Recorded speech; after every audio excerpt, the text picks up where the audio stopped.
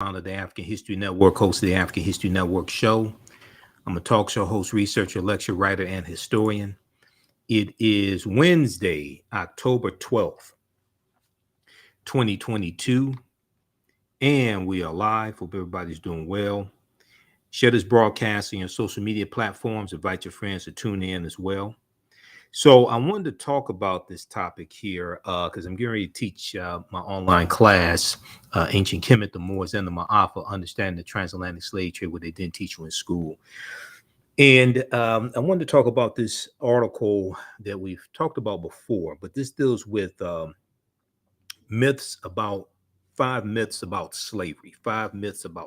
So the subject matter that I want to deal with is myths about slavery that we need to stop believing. Myths about slavery we need to stop believing, okay? And we get into a deeper discussion into a lot of this history in this 8-week online course that I teach. But this is a fantastic article, and I actually know the two African-American female historians who wrote this article. And I have some other articles that I want to reference in this short period of time here that we're here because I'm getting ready to teach this online class. It's normally on a Wednesday, 7 p.m. Eastern Standard Time. So as soon as I finish this broadcast, we're going to jump on and teach the class at my online school. But no, the Civil War did not end slavery, and the first Africans didn't arrive in America in 1619. So we hear these different myths, right, about slavery. And this also ties into Juneteenth. And if you saw the broadcast that I did around Juneteenth, there were presentations that I did speaking at Juneteenth celebrations. And there's so much misinformation floating around about this history. It's really important to dispel these myths, okay? Now, this article is written by two African-American female historians that I know and have interviewed here on the African History Network show before, Dr. Dana Ramey Berry and Dr. Talitha LaFloria. And Dr. Talitha LaFloria's book, I just had it here. Hold on, where's Talitha's book? She has a book dealing with African-American female women who were prisoners and like victims of the convict leasing system. And I think her book is right here. Hold on, let me show it to you. Because I've interviewed both these sisters on my show. So this is Dr. Talitha LaFloria's book, Chained in Silence, Black Women in Convict Labor in the New South. Chained in Silence, Black Women in Convict Labor in the New South. And Dr. Dana Ramey Berry, I have her book also. I forgot the name of it, but also she is in the book that Nate Parker put out dealing with the Nat Turner Rebellion of 1831. Dr. Dana Ramey Berry, this book right here, The Birth of a Nation, Nat Turner and the Making of a Movement, edited by Nate Parker. Okay, so this is the book that Nate Parker put out along with his movie about the Nat Turner Rebellion of 1831 in Southampton County, Virginia. His book is called The Birth of a Nation, Nat Turner and the Making of a Movement, edited by Nate Parker. This is the official movie tie-in, okay? So in this book, there's a historical chapter. So it has interviews like with the cast members and background information, things like that. But in this book, there's a historical chapter which deals like with the real history of the Nat Turner Rebellion and what happened after the Nat Turner Rebellion. And in this chapter is called The Unbroken Chain of Enslaved African Resistance and Rebellion, and is written by Dr. Erica Armstrong Dunbar, another brilliant African-American female historian who I've had here on the show before, as well as Dr. Dana Ramey Berry, okay? So they wrote this chapter of this book, okay? So if you saw the movie The Birth of a Nation that Nate Parker put out about the Nat Turner Rebellion, get this book also. I think I got this from Amazon.com. All right, but check your local African American book dealer as well first. Okay, so let's look at a few of these myths, and I have some other information also that I'm going to throw in some additional sources. So they start out saying only 8% of high school seniors can identify slavery as a central cause of the Civil War, according to a recent Southern Poverty Law Center survey. The average American has grown up believing a slew of myths. The average American has grown up believing a slew of myths about the institution of slavery. As scholars of slavery and its aftermath were identified, a few of the many misconceptions we have encountered in the classroom and in public spaces over the years. Okay, now this statistic right here, we've talked about this a number of times before on the African History Network show, right? That statistic comes from this study here from the Southern Poverty Law Center. And the name of this study is called Teaching Hard History, American Slavery. Teaching Hard History, American Slavery. And this is it's about a 52-page study that deals with how the history of slavery in this country is being incorrectly taught in schools all across the country. Okay. And when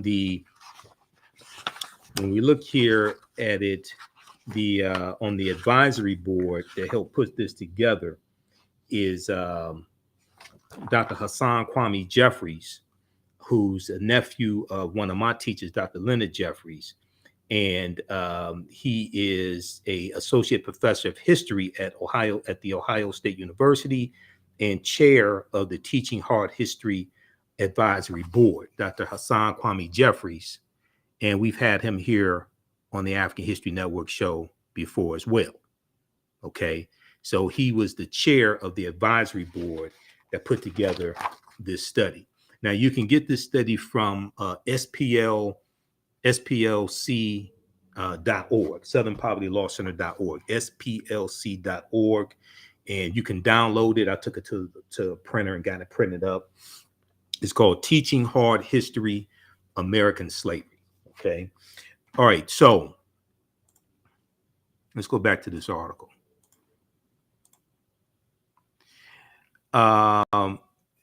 So one of the first misconceptions, and I hear this all the time, and this ties into also the 1619 project that we've talked about here on the show before.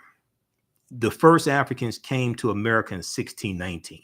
Okay. Now, even though those Africans, those 20 and odd Africans on the White Lion pirate ship did come into Virginia in 1619, August 20th, 1619. Okay.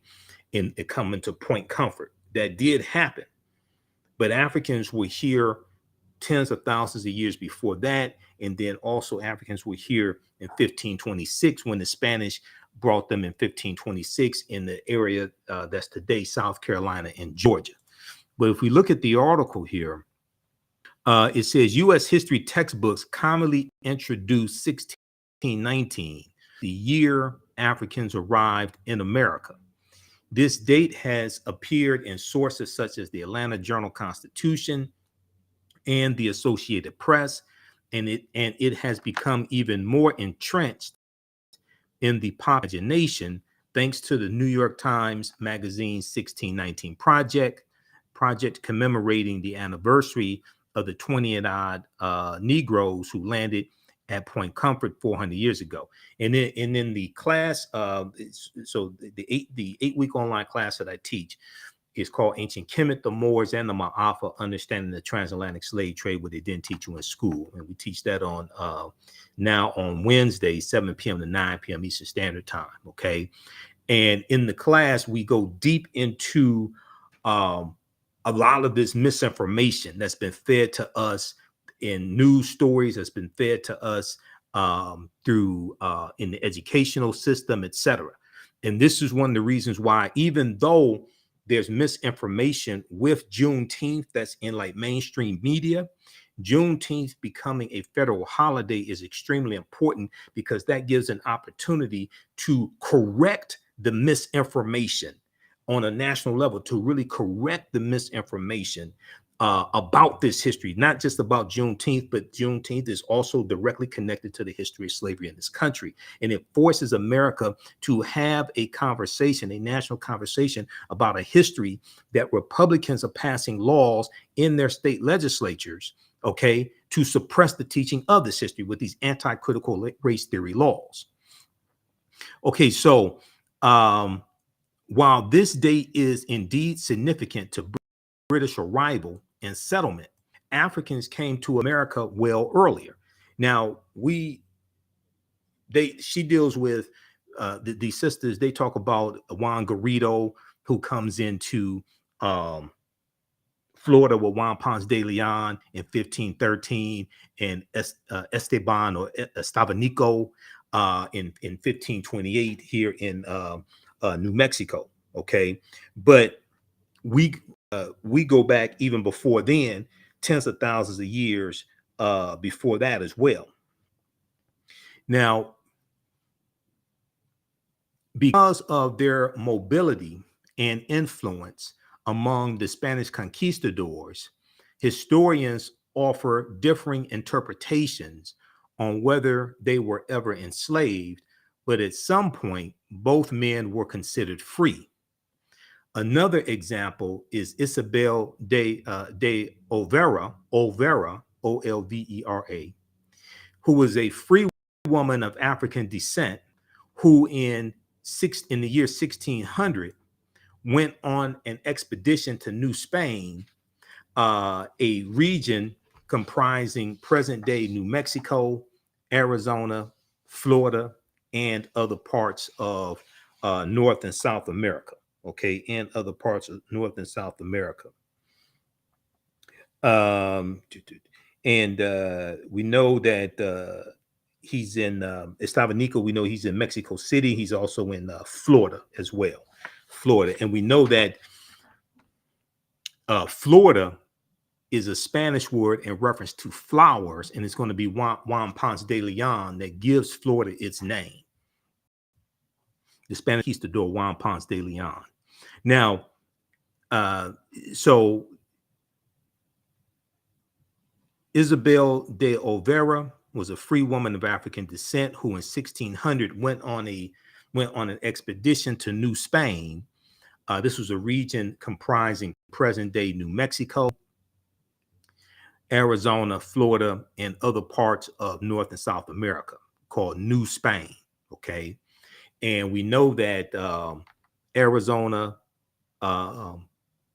Florida, New Mexico, Colorado, Nevada, all that is going to be Spanish territory. Okay, because and then when you have the Mexican-American War of 1846 to 1848, at the end of that war, because of the Treaty of Guadalupe Hidalgo, the U.S. is going to get the territory that makes up California, Arizona, New Mexico, Colorado, Utah, and Nevada. They get all of that land for Mexico, okay, for about $15 million. Now, these stories, too, are important to U.S. history. They place the starting point of African-American history in freedom as well as enslavement, Okay, now let's go back even further. So these sisters are correct. These sisters are correct with this, okay? But we got to go back even further, and let's look quickly here at the research from Dr. David Imhotep, author of the book, The First Americans Were Africans, Documented Evidence. Okay, we have running and rebroadcast here on the After Network, the interview that I did with him on October 12th, 2021, and that's Columbus Day. That's known historically as Columbus Day. Okay. Well, let me rephrase that. What's celebrated as Columbus Day is the second Monday in October. Okay. October 12th commemorates Columbus landing in the Bahamas. All right. When Columbus set sail August 3rd, 1492 on the Nina, the Pinta, and the Santa Maria. Okay. And he's financed by Spain. He's backed by King Ferdinand and Queen Isabella. and he's trying to prove that you can sail west to go east, and he's trying to go to Asia. He's trying to go to the Orient. All right. So when we look at where Columbus goes on his 4 voyages, he never comes to the land that we call the United States of America. He never comes to the land we call the United States of America. The closest that he comes here is Cuba, which is 40 miles away, about 90 miles away. Cuba, which is about 90 miles away. Now, it's important to understand, we'll go back to Dr. David Imhotep in just a second, but all this history is connected, okay? Because Columbus is extremely important to understanding this history, because the Spanish were the second ones involved in the transatlantic slave trade. The Portuguese are the first ones involved in 1441.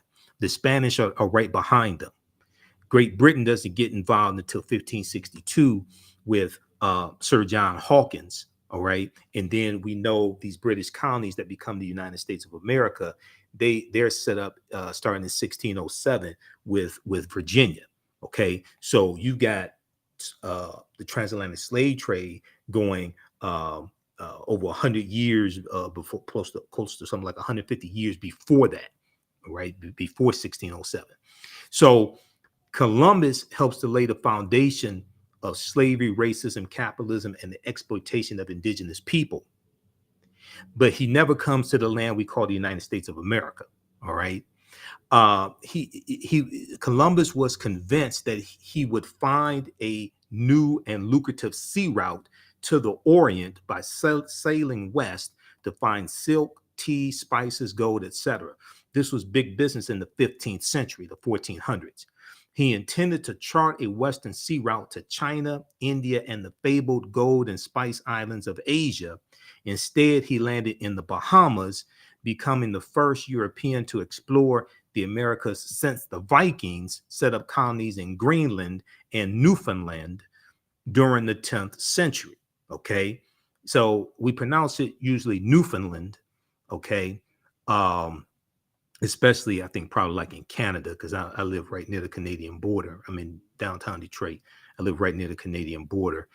But it's newfound land. Newfound land. It was new to them. Okay. African people were already in North America. Now, Europeans lost their trading route to Asia because of the fall of Constantinople to the Ottoman Turks, and Europe lost its popular trading route. The Ottoman Turks capture Constantinople and thus divert the trade in Eastern European slaves away from the Mediterranean to Islamic markets. The Italians increasingly look to North Africa as their source for slaves.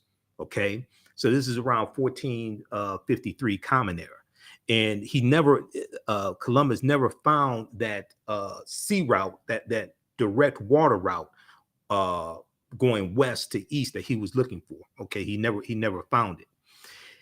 So it's important to look at where Columbus traveled on his 4 voyages, because those island nations that Columbus conquers and that we hear about oftentimes, and some people go to travel and go to on vacations, like Jamaica, okay, places like this, they have never recovered from what happened to them over 500 years ago, being conquered by Spain, and then others were then conquered. After being conquered by Spain, then they were conquered by either the French or the British or what have you.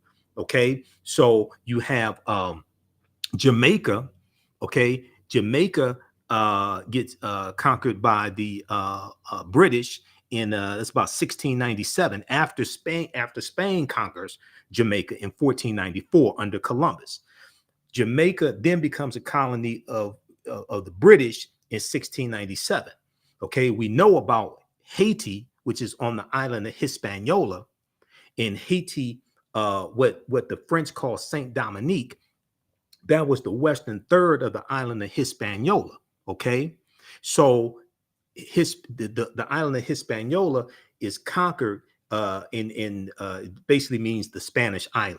Okay, this is what Columbus called it, pretty much Hispaniola, La Isla España, something like that. I've got the exact language for it, but it translates as the Spanish island.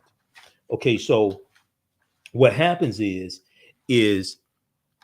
um, the French take over the western third of the island of Hispaniola from the Spanish. Okay, so you're going to have colonizer after colonizer conquer these lands, exploiting them, enslaving the indigenous people, enslaving African people, raping the land, extracting the mineral wealth out of the land, etc., setting up sugarcane plantations, things like this, especially in these tropical areas. They're going to set up sugarcane plantations. Okay, so that's why it's important to really understand this history and the connection between Christopher Columbus and the transatlantic slave trade. All right, now let me go back to Dr. David Imhotep quickly, and I have to teach this class. If you want to register for this online class, it's an 8-week online class. We do the sessions live. All the sessions are archived and recorded. It's called Ancient Kemet, the Moors, and the Ma'afa, Understanding the Transatlantic Slave Trade, what it didn't teach you in school.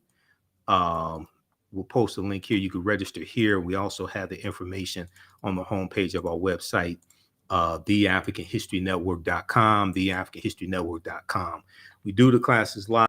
All the sessions are archived and recorded. You can go back and watch it. A year from now, 2 years from now, you can go back and watch the entire class. Okay, so at our website, TheAfricanHistoryNetwork.com, we have the information there. We have a bundle pack because in the bundle pack, you can register for the second class that I teach on Tuesdays, 7 p.m. to 9 p.m. The second class is from the Civil War to the Civil Rights Movement and Black Power, 1865 to 1968.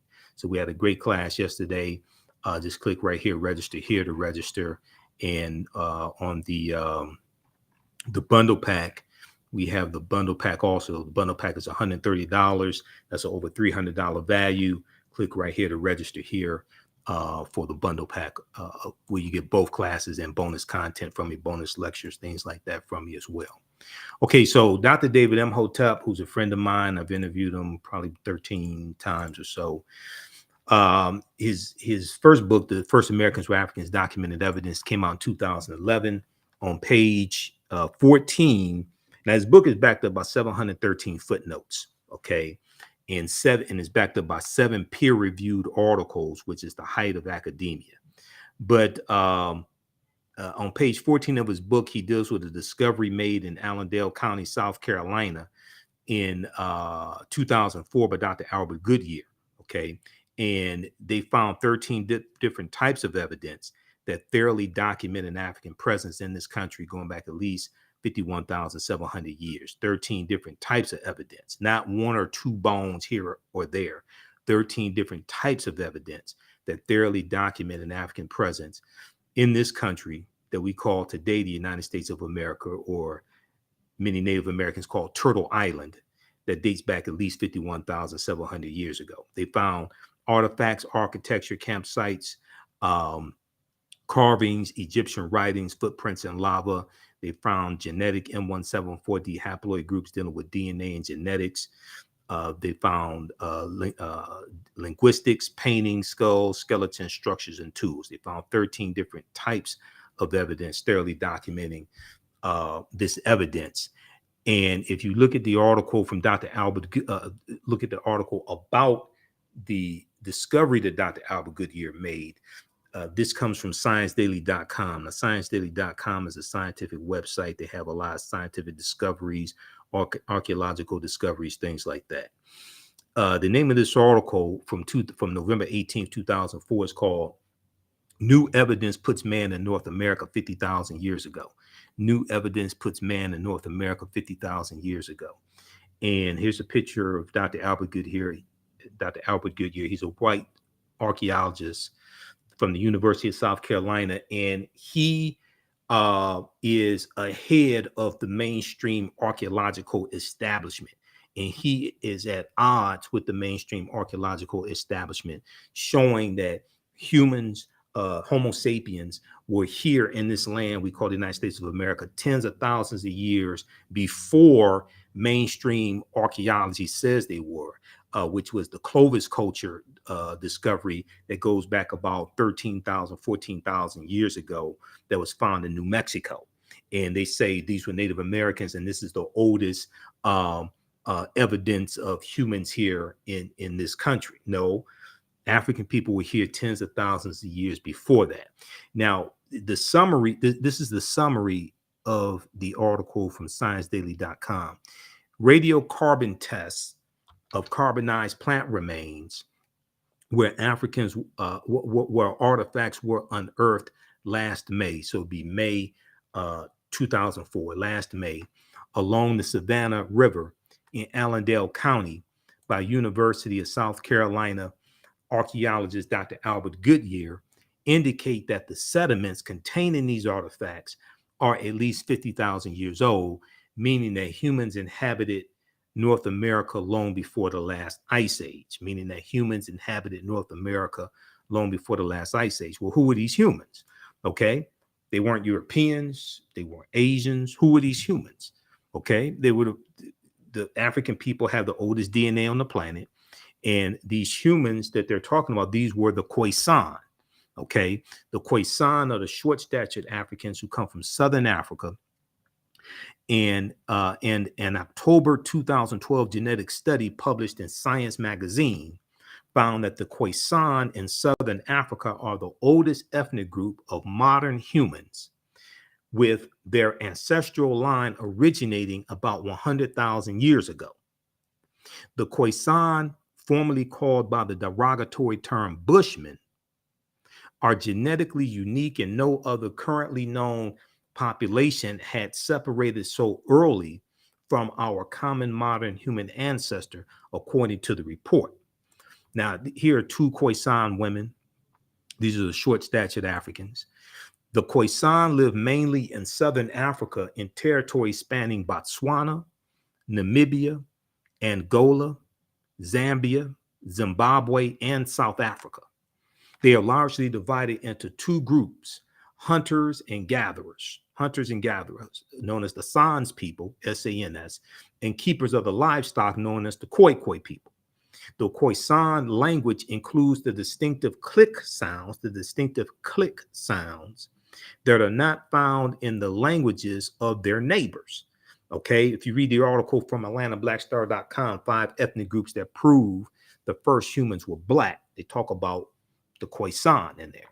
And the click language is also in the language of Isikosa, and Isikosa is the language spoken in the film Black Panther. Okay, so the film Black Panther, and you hear them speaking the language, and Isikosa also has the click sounds in it as well, because we talk about the film Black Panther in the class, because the film Black Panther relates to African history, African culture, African language, African spiritual systems as well. And Isikosa is a Bantu language. Okay, now Bantu languages are a group of some 500 languages belonging to the Bantoid subgroup of the Benue Congo branch of the Niger Congo language family. The Bantu languages are spoken in a very large area, including most of Africa, from southern Cameroon eastward to Kenya and southward to the southernmost tip of the continent. 12 Bantu languages are spoken by more than 5 million people, including Rundi, Rwanda, Shona, Xhosa, or what's actually called Isikosa, okay, Isixhosa, Isikosa, and Zulu or Amazulu. Swahili, or properly Kiswahili, which is spoken by 5 million people as a mother tongue and some 30 million as a second language, is a Bantu lingua franca, important in both commerce and literature. Okay, so Britannica.com has some good basic information on Bantu languages. What are Bantu languages? All right. Okay, so when we look at this information, we're going to see that all of this is connected. All of this history, all this information, the languages, culture, this is all connected. All right. Okay, so we have the first glaring fact, the first glaring myth is that Africans first came to this land in 1619. No, we did not first come here conquered and shackled and chains. In all actuality, this was our land stolen from us. And the sooner that African Americans really understand this real history, and understand that we were here in this land before anybody else. Now, this does not mean the transatlantic slave trade did not happen. That's not what I'm saying. Because oftentimes people will totally misunderstand that because they're only dealing with the last 100 years of history and not the last 50,000 years of history. I'm not saying the transatlantic slave, yes, the transatlantic slave trade did happen, but African people were here in this land for tens of thousands of years before the transatlantic slave trade happened. So you have to understand that chronology of history. Okay, so another myth that we hear, and we know a lot of that myth was partly, not 100%, but when Malcolm X in 1963 talked about the house slave and the field slave, right? This gets repeated a lot, but it's much more complex than that. Enslaved people who worked in the house had easier lives. Is much more complex than this. In a 1963 speech, Malcolm X strongly separated enslaved people who worked in the house from those who worked in the fields, claiming that the former group, okay, the house slaves, enjoyed greater privileges and comforts, and that some even identified with their enslavers. Okay, now texts designed to teach children about slavery also assert that people forced into domestic labor had more comfortable and pleasant lives than those forced into agricultural labor. So those domestic labor, those that worked in the house and cooked the food and washed the clothes and things like this. Okay. You have texts, that books and things like this designed to teach children about slavery also often assert that people forced into domestic labor had more comfortable and pleasant lives than those forced into agricultural labor. Okay. But the distinction is not that simple. The real history is much more complicated. While a few of the very largest plantations had entirely separate labor pools, says historian Greg Downs, in most households, laborers moved between tasks depending on their age or the season, whether it's winter, spring, fall, or summer. And working indoors had its own physical and psychological hardships. Working indoors had its own physical and psychological hardships. Enslaved people were on call 24 hours a day, mostly on their feet and in close proximity to their enslavers, which led to greater scrutiny of their work, according to historian Deborah Gray White. Some of this labor included helping their enslavers dress, bathe, style their hair, and fan flies, in addition to cooking, cleaning, and running errands. Intimate interactions involving personal touch and knowledge of people's innermost lives. In these settings, writes historian Thavolia Glymph, Glymph, domestic laborers often experienced physical and sexual abuse. Because of this close proximity, in these close proximity settings, domestic laborers often experience physical and sexual abuse. Now, another myth is that now the other thing that's important to understand is that a lot of these so-called house slaves, a lot of them ended up being very valuable when it came to the Civil War, because you're going to have many of them who become spies for the Union during the Civil War, and because they're in close proximity to white people, and because they're serving the food and they're there at the dinner table when members of the Confederacy are meeting and things like this, because they're getting information, they're feeding this information to the Union to defeat their slave masters because we wanted to be free. So it wasn't just the approximately 200,000 African American men who fight in the Civil War and fight on behalf of the Army and the Navy in the Union on behalf of the Union, but you also had spies who many of them were house slaves, spies on behalf of the Union, who were slaves, spies on behalf of the Union. Okay, and they're working to defeat their masters as well. Okay, now another myth is that slavery was limited to the South. And I was just on the Tammy Mack show, on Tammy Mack Business of Being Black show. I was a panelist on there. Was it last Monday? That was October 3rd. I was on October 3rd, and we were dealing with, that's on the Fox Soul TV network. And we were dealing with, is it time to get over slavery? Is it time to get over slavery? And I was on with two Black conservatives who didn't, most of the time, they didn't know what the hell they were talking about. So I had to school them on history.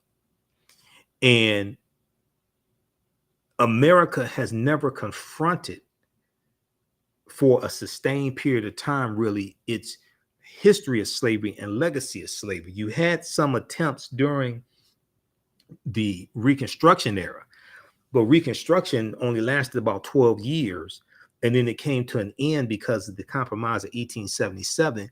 And the Reconstruction era, just like the Freedmen's Bank, okay, which was set up by Congress in 1865, it was not properly managed.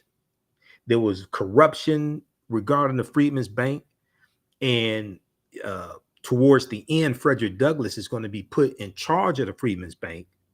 He puts in thousands of dollars of his own money into the bank to try to keep the bank solvent, to try to prop the bank up, but it finally collapses in 1874, and African Americans lose about $2.9 million in deposits.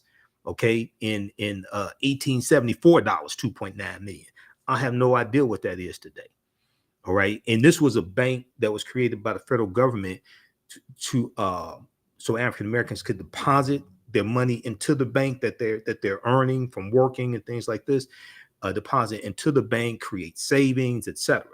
Then you had the Freedmen's Bureau, which was created in 1865, the U.S. Bureau of Freedmen, Refugees, and Abandoned Lands. And the Freedmen's Bureau was designed to help the newly freed slaves adjust to new life, help them negotiate labor contracts, set up schools. One of the things that the Freedmen's Bureau did was help reunite the family, help lost loved ones reconnect, husbands and wives and things like this, reconnect, etc. And they also helped destitute white people. They would help with health care and all different types of things. The U.S. Bureau of Freedmen, Refugees, and Abandoned Lands. It was originally designed to only last a year by Congress, and then it was extended, but it only lasted something like 10 years or something like that. The Freedmen's Bureau, okay? If you enslave people for 246 years, how the hell are you going to give them assistance for only about 10 years? That makes no sense. If you have people enslaved for 246 years, you make money off of the 262 skills, trades, and crafts that they have, and then you turn them loose largely with no land, no compensation, majority of them illiterate, things like this, and you give them assistance for 10 years, and the land that you allocated to about 40,000 families, and there was only 400,000 acres of coastal land in South Carolina, Florida, and Georgia, and that was known as Special Field Order number 15, or what's commonly called 40 acres and a mule, that did not apply to all former slaves. It was 400,000 acres of coastal land that was divided into plots of up to, or lots of up to 40 acres, and it goes to about 40,000 African-American families. Well, that land is going to be taken back after a couple of years by President Andrew Johnson, who succeeded Lincoln. after Lincoln's assassinated, his vice president, who was a Democrat, who was actually a Democrat and from Tennessee, and he was sympathetic to the former slave owners and the traders of the Confederacy. So almost all that land is taken back from African Americans and given back to the traders. Okay, how y'all like this broadcast? How's everybody doing? Give us a thumbs up, give us a heart, give us a like. You can post your comments here. Okay, we've got Micah Hahn, Colin, Stephen, Kush Boss, John Hill, Ron Green, just a few of the people watching. You can register for this 8-week online course that I teach, because as soon as we jump off here, as soon as we finish here, we're going to class. So normally it's Wednesday, 7 p.m. to 9 p.m. Eastern Standard Time, Ancient Kemet, the Moors, and the Ma'afa, understanding the transatlantic slave trade, what they didn't teach you in school. Today, we're going to start a little later. But this is an 8-week online course that I teach. We deal with thousands of years of history and what leads up to the transatlantic slave trade taking place. Okay, so this is just a preview of that class. This is just a brief sample of some of the type of information that we deal with in the class.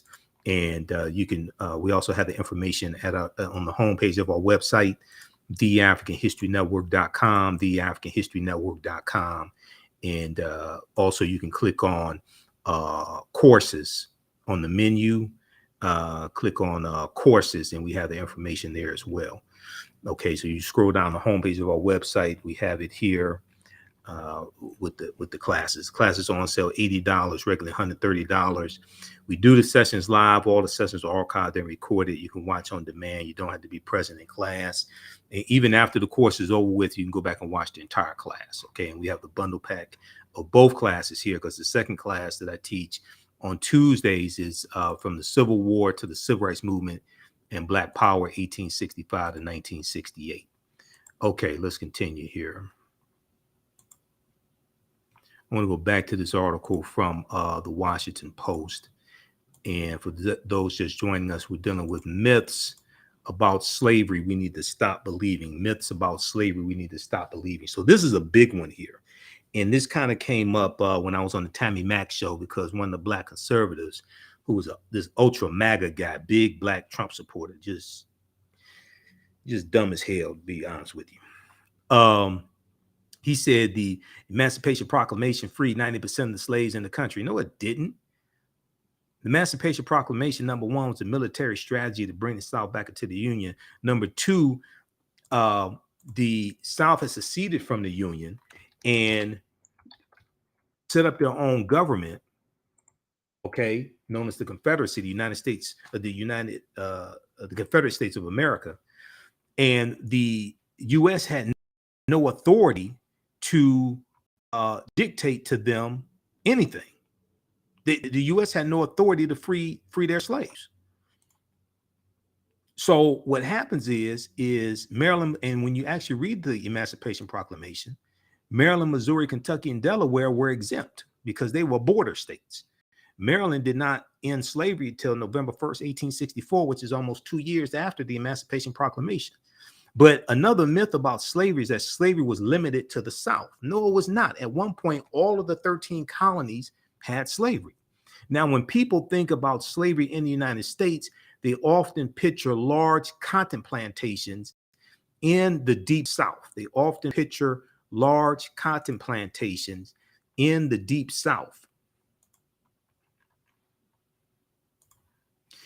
One popular textbook claims that while cotton, quote, enriched planters in the South, as well as bankers and ship owners in the North, the latter, the bankers and ship owners in the North, still relied on a free labor system, Now, similarly, the College Board's curriculum for advanced placement U.S. history states that, quote, the North's expanding manufacturing economy relied on free labor in contrast to the southern economy's dependence on slave labor. Okay, the North's expanding manufacturing economy relied on free labor in contrast to the southern economy's dependence on slave labor. But these accounts, which simplistically oppose free northern states with slave southern states, neglect to mention the long-standing presence of enslaved labor in the North. Because at one point, all 13 colonies have slavery.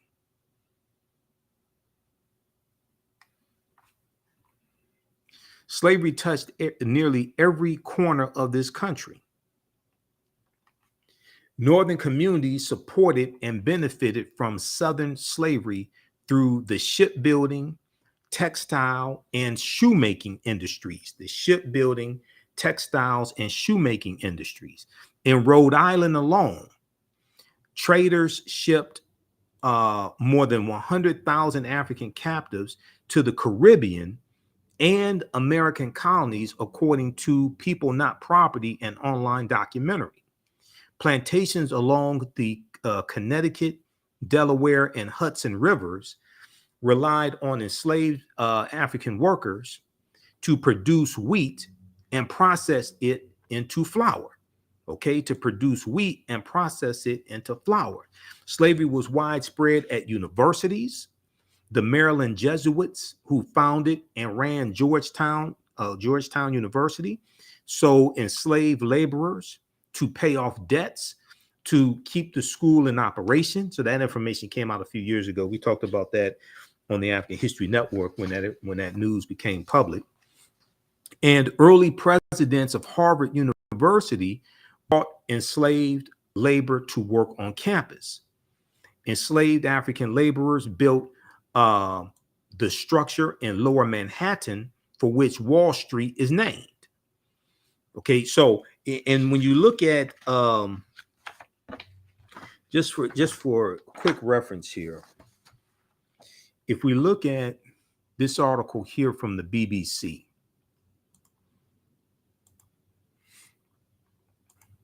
just for quick reference, because we'll just be here a few more minutes. How you all like this type of information? Give us a thumbs up, give us a heart, give us a like. This article comes from BBC.com. Okay, this is from the BBC. The hidden links between slavery and Wall Street. Okay, the hidden links between slavery and Wall Street. This is from August 29th, 2019, right around the time of that 400-year anniversary, okay, of August 20th, 1619, the 400th year anniversary of August 20th, 1619. So the art, I'm gonna skip over some of this.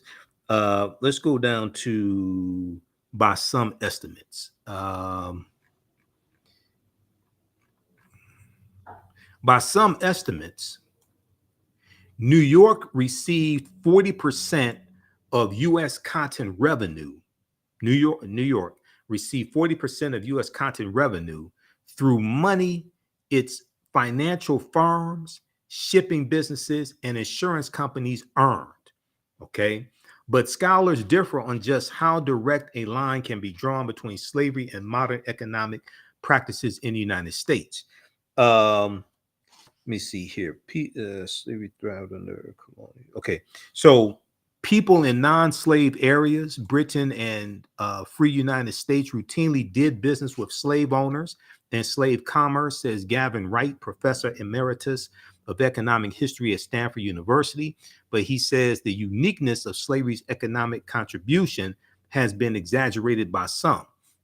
Slavery thrived under colonial rule. British and Dutch settlers relied on enslaved people to help establish farms and build the new towns and cities that would eventually become the United States. Now, so we know that the Dutch were here also. We often hear about the British because these were British colonies, right? But we don't hear a lot oftentimes about the Dutch presence that was here. And it's going to be the Dutch. So if we look at, for instance, we look at this article here from AtlantaBlackStar.com. This one here. Now, this is called 7 Eye-Opening Facts on How Wall Street Was Built and Created Slavery.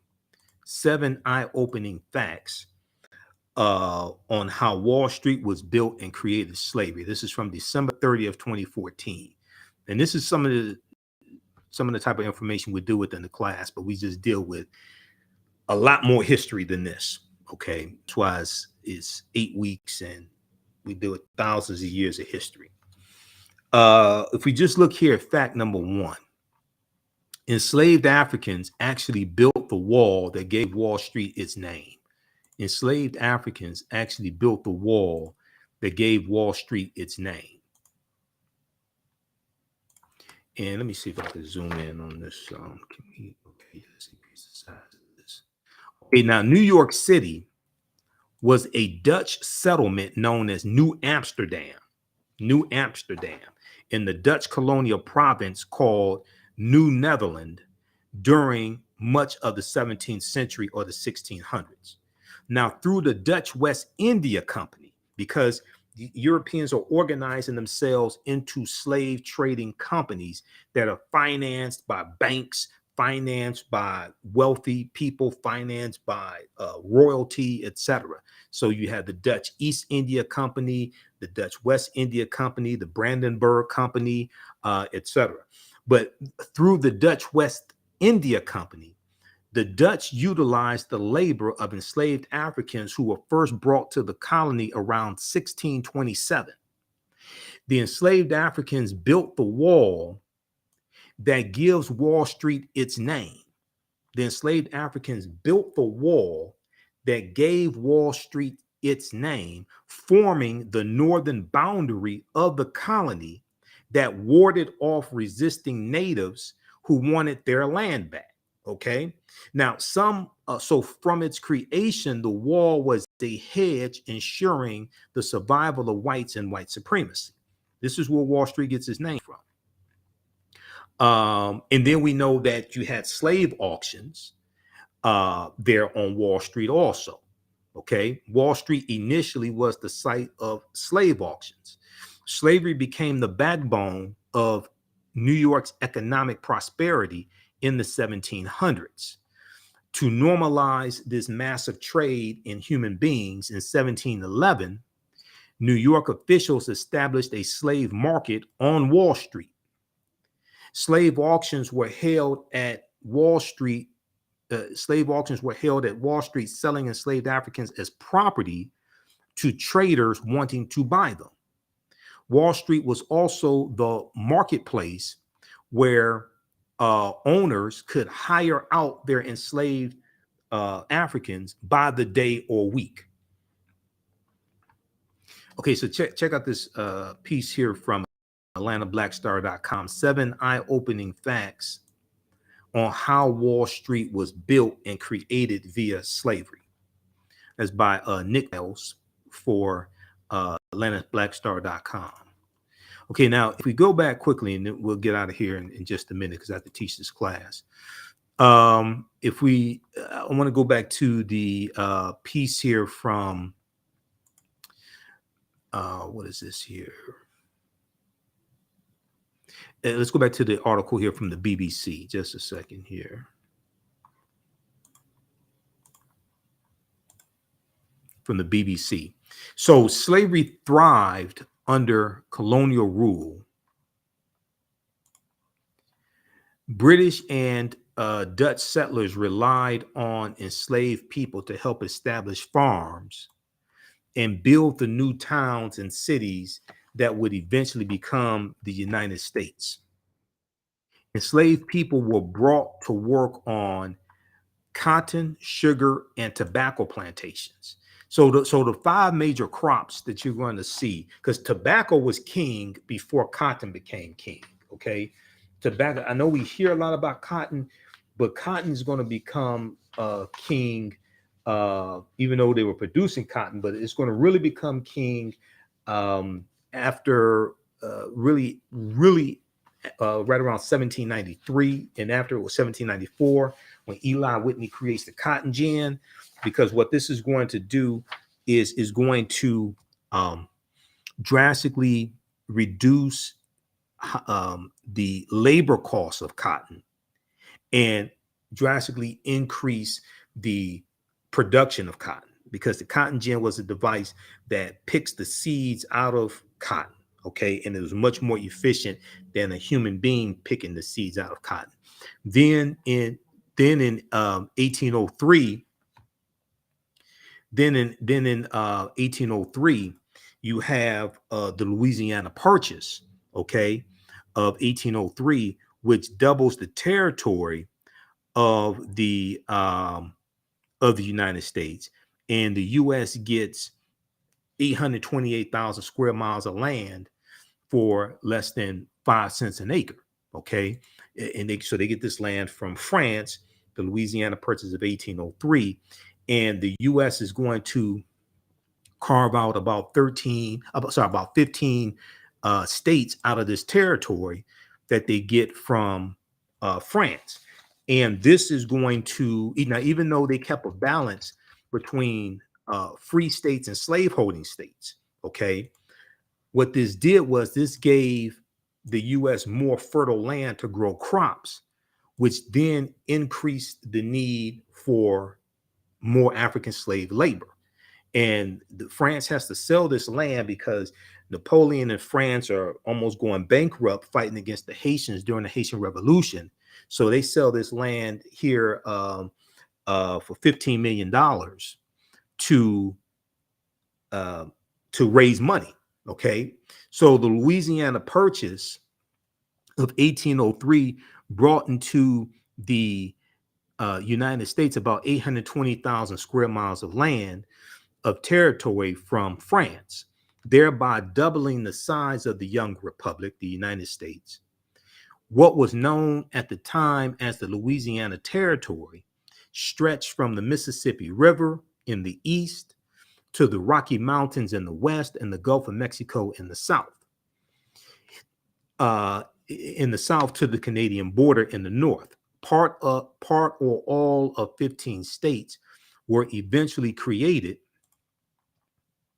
Part or all of 15 states were eventually created.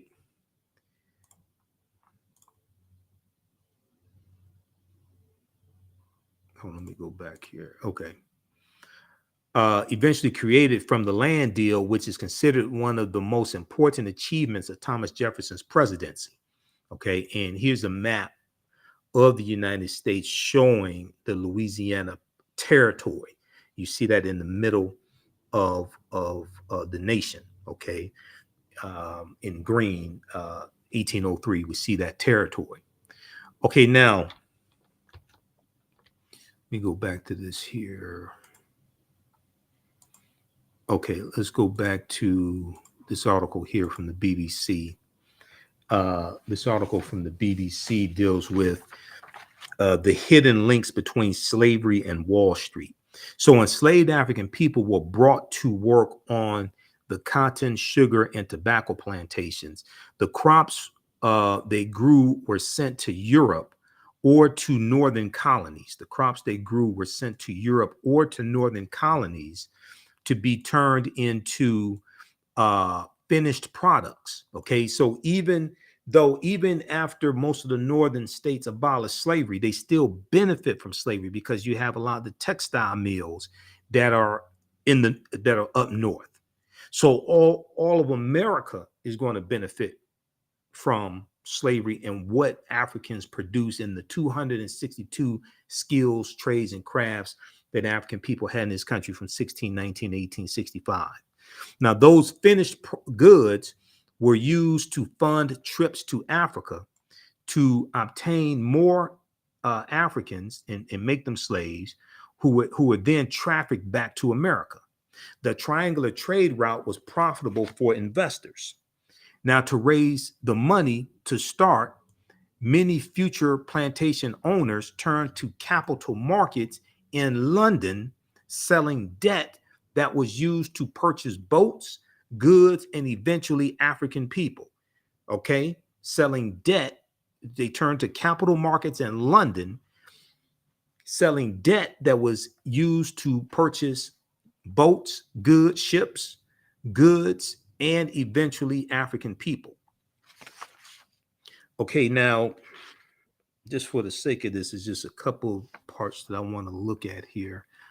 Now, by the mid 19th century, exports of raw cotton accounted for more than half of U.S. overseas shipments. By the mid 1800s, exports of raw cotton accounted for more than half of U.S. overseas shipments. What wasn't sold abroad was sent to textile mills in northern states, including Massachusetts and Rhode Island, to be turned into fabric. So even though Massachusetts and Rhode Island had already abolished slavery, they're still in Massachusetts abolished slavery right around 1780. They're still benefiting from slavery. They're still benefiting from the cotton that enslaved Africans produced who were in the southern states. Now, the money southern plantation owners earned cannot be kept under mattresses or behind loose floorboards. American banks accepted their deposits and counted enslaved people as assets when assessing a person's wealth. Okay, also, they were a lot of plantation owners, they would use their African slaves as collateral. Okay, they used their African slaves as collateral to get loans from banks also. In recent years, U.S. banks have made public apologies for the role they played in slavery. In 2005, J.P. Morgan Chase, currently the biggest bank in the United States, admitted that two of its subsidiaries, Citizens Bank and Canal Bank in Louisiana, accepted enslaved African people as collateral for loans. Accepted enslaved African people as collateral for loans. If plantation owners defaulted on loan payments, the banks took over ownership of these African slaves. Now, J.P. Morgan Chase was not alone. The predecessors that made up Citibank, Bank of America, and Wells Fargo are among a list of well-known U.S. financial firms that benefited from the African slave trade. Now, I just want to jump down here to this other, because I'm looking at my notes that I have on this article. So Professor Becker points out that while cities like Boston, Massachusetts never played a large role in the slave trade, they benefited from the connections to slave-driven economies. They benefited from the connections to slave-driven economies. New England merchants made money selling timber and not timberland boots, timber, okay, from trees, timber.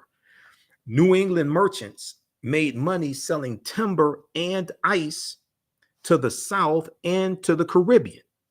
In turn, Northern merchants bought raw cotton and sugar.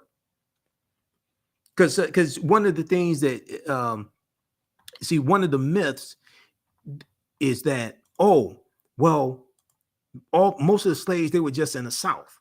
So, at one point, you had slavery in all 13 colonies, but they're gonna abolish slavery in the North, and it's just gonna be in the South. And slavery didn't have anything to do with the North. That's not true. No, the North benefited from slavery.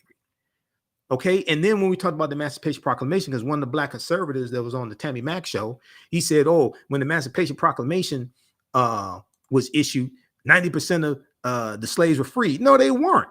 Let's look at history.com. Emancipation Proclamation. Now, you should read the actual Emancipation Proclamation. This is what I said on the Tammy Mack show on the Fox Soul TV network when I was on October 3rd. because I've read the actual Emancipation Proclamation. You can go to archives.gov and read it, U.S. National Archives, or you can go to loc.gov, because when you read it, it has all these exceptions in there.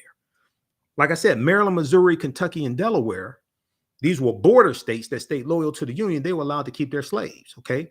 So on September 22nd, now the other thing that people don't understand is that the preliminary Emancipation Proclamation was issued September 22nd, 1862. They just talk about the one January 1st, 1863. The preliminary Emancipation Proclamation issued September 22nd, 1862, was an ultimatum to the southern states that seceded from the Union, that if you don't come back to the Union by January 1st, 1863, your slaves are going to be freed. Because the goal of the war was to bring the South back into the Union, not to free the slaves. The goal of the war was to bring the South back into the Union because the South was the economic engine of America. But after the Emancipation Proclamation, and as time goes on, the goal changes, and it becomes evident that the slaves are going to be freed.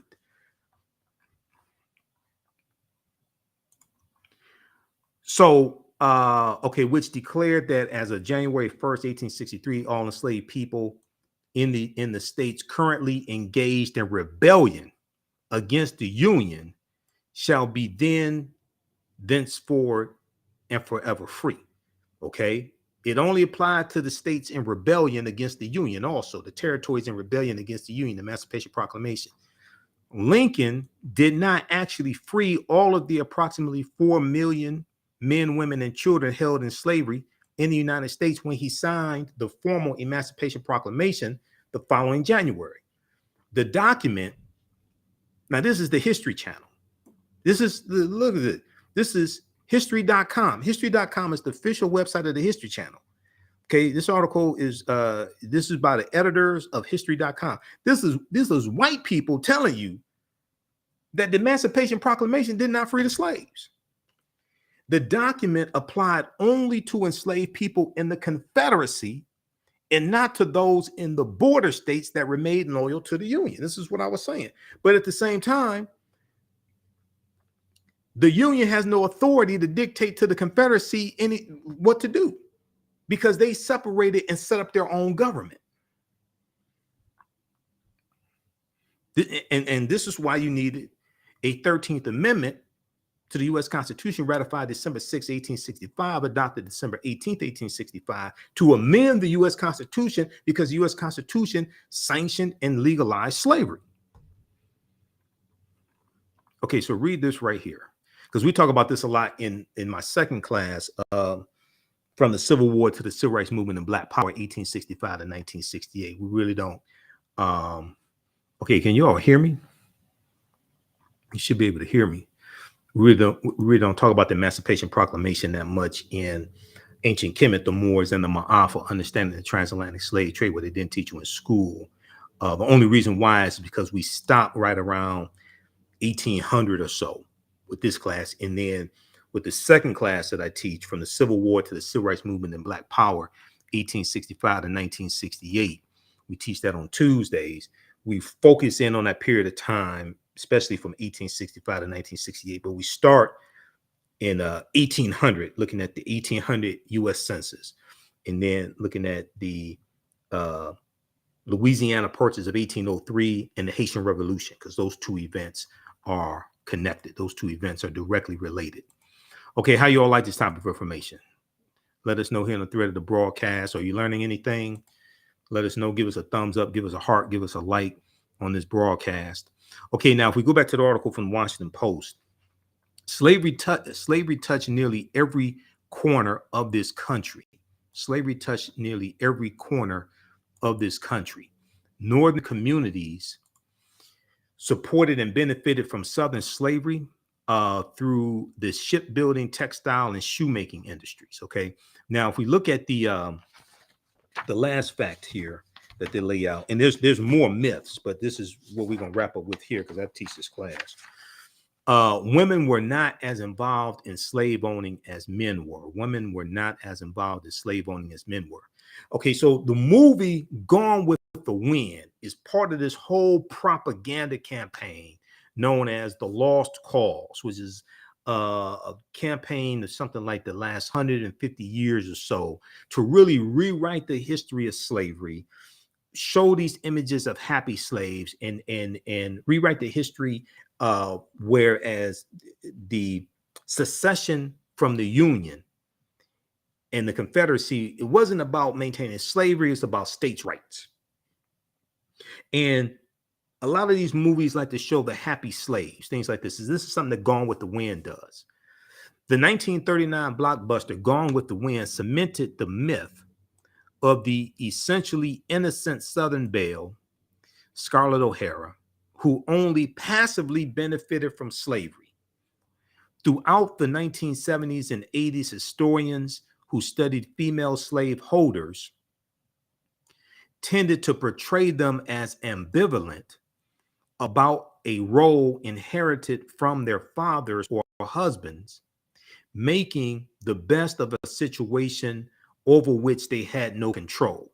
Making the best of a situation over which they had no control. In fact, white women actively participated in the institution of slavery. In the book, and we've talked about it here a number of times here on the African History Network, in the book, They Were Her Property, White Women as Slave Owners in the American South, historian Professor Stephanie E. Jones Rogers, who's a professor in California. And let me pull up this article here from AtlantaBlackStar.com, because they have an article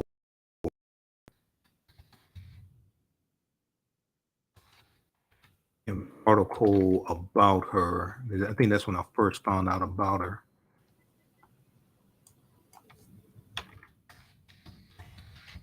Let's see here.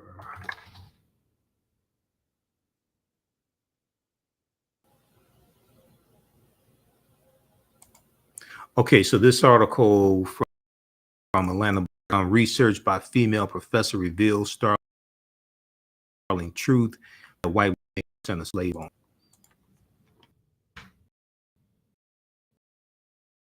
We'll pull that up here in just a second. Okay, so historian and Professor E. Jones, Stephanie E. Jones, shows that white had a deep economic investment. White women had a deep economic investment in slavery and exercised extraordinary control over the enslaved people in their households. Many learned this practice from birth, receiving enslaved people gifts, receiving enslaved Africans as when they were children or even infants. Women bought and sold people at auction and successfully sued their male family members for control. White women supervised plantations and brutally punished their human property, quote unquote property. One mistress crushed the jaw of 8-year-old Henrietta King under the weight of her rocking chair because Henrietta had taken a piece of candy. The woman saved Harriet Jacobs spit in the kettles and pans to keep her from eating leftover scraps. Okay, so check this article here. 5 Myths About Slavery, written by 2 brilliant African-American female historians interviewed before on the African History Network show, Dr. Dana Ramey Berry and Dr. Talitha LaFleur. I just talked to Talitha about a week or so ago because I was asking her if she had seen The Woman King yet, because I wanted to bring on the show. We did the fantastic interview with Professor Jane Small about The Woman King, but I wanted to know if she had seen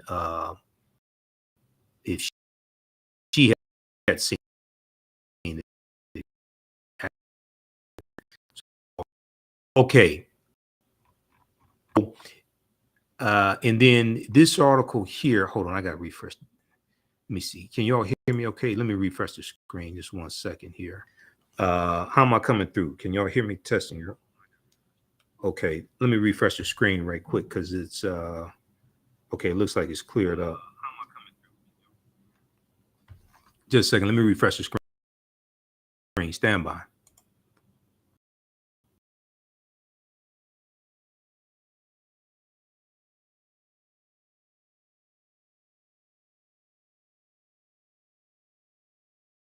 Okay, we're back.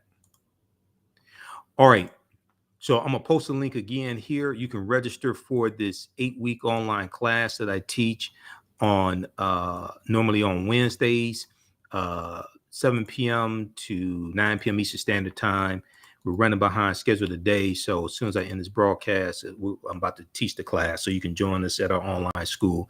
Class is on sale $80, regularly $130. And we do the sessions live. All the sessions are archived and recorded. You can go back and watch it anytime. This is the article that I wanted to show you here. This is the last one. This is from AtlantaBlackStar.com. Research by Black female professor reveals startling truth that white women made up 40% of slave owners. This is from May 25th, 2019 by Kirsten Willis. I talked about this article when it came out. We talked about it here on the show. A set of data uncovered by University of California, Berkeley professor reveals Southern white women played a heavier role in the enslavement of Africans than previously thought. Professor Stephanie E. Jones Rogers, an associate professor of history at the university, combed through data from 1850 and 1860 census and revealed that white women made up around 40% of slave owners. Here's a picture of Professor Stephanie E. Jones Rogers. There's some videos on YouTube of her doing lectures as well that you could check out. So this is a brilliant sister. Okay. The findings helped Jones Rogers compile her book. They Were Her Property: White Women as Slave Owners in the American South. Okay, so you can check this out as well. Okay. In her book, Professor Stephanie E. Jones Rogers explained that white women's involvement in slavery comes from family, as their slave owning parents, quote, typically gave their daughters more enslaved people than land, as their slave owning parents, quote, typically gave their daughters more enslaved people than land.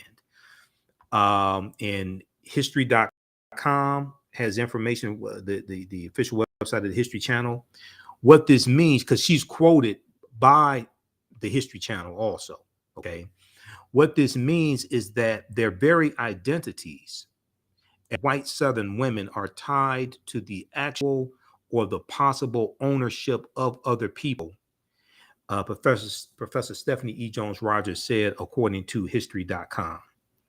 Okay, so check out this article as well. All right. So we posted a link here. You can register for the classes, and it's in the thread of the broadcast. It's also on the homepage of our website, TheAfricanHistoryNetwork.com, TheAfricanHistoryNetwork.com. So you can go to our website and scroll down. You'll see information about the African History Network show. I'm on live Sundays, 9 p.m. to 11 p.m. Eastern Standard Time. Now, sometimes during the week, like today, I'm on live, but we're definitely on live usually every Sunday, 9 p.m. to 11 p.m. Eastern Standard Time with a live broadcast, a new show. Okay. And you can support us through PayPal and Cash App. We have the information here. $ the TheAHNShow through Cash App. Just click on the link and it takes you to our Cash App code. Okay. You can scan the barcode. You can scan it because it's now working, because it was down for it was giving us an error message for a week, but it's up and running now. So that's a good thing.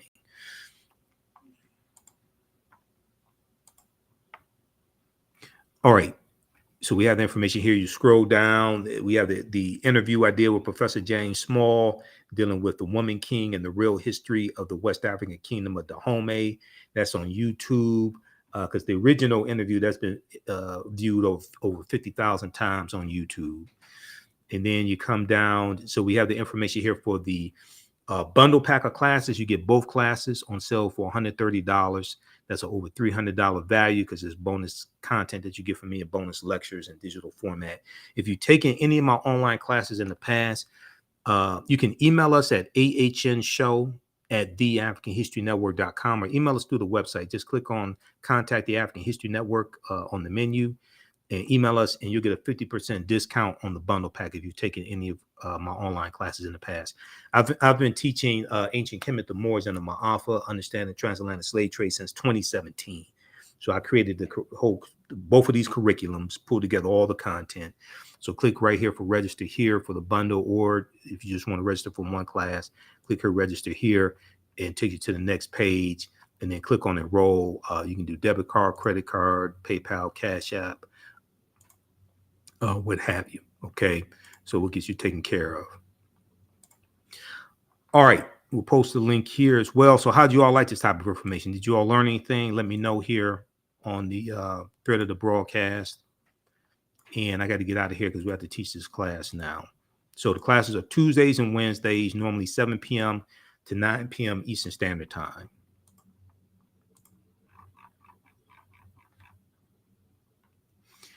All right, and be sure to check us out live on Sundays, 9 p.m. to 11 p.m. Eastern Standard Time. And then on Fridays, 6 p.m. to 8 p.m. Eastern Standard Time, 6 p.m. to 8 p.m. Yeah, I'm on Roland Martin Unfiltered.